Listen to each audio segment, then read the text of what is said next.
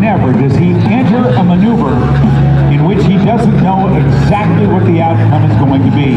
It is practice and practice and practice.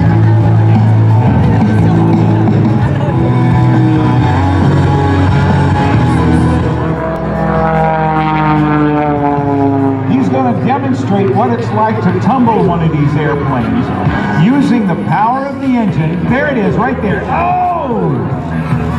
Where he actually, gyroscopic forces exceed.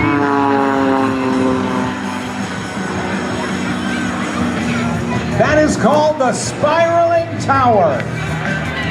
That's some of that gyroscopic maneuvering that we see.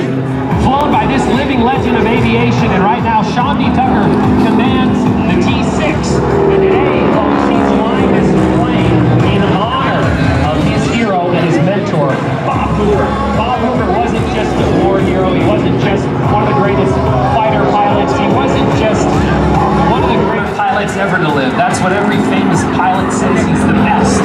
And Bob Hoover, when he was a young man 86 years ago, sat in a plane just like that, T6 Texan. And you know what he did in that plane? He found a way to face your fears and overcome them. That's why Bob Hoover, if we could memorialize his legacy and name the academy after him, the Bob Hoover Academy. And, well, Bob enthusiastically gave us his blessing. And she won that first place. The little Lancer legacy she calls Lucky Girl. That way.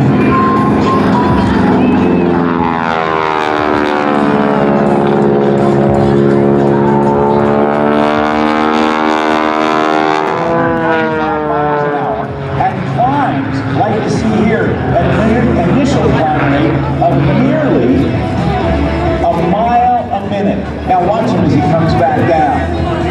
That smoke got all mushy because he stalled it on purpose. Comfortable. Now, he'll pull back. He'll experience, I would say,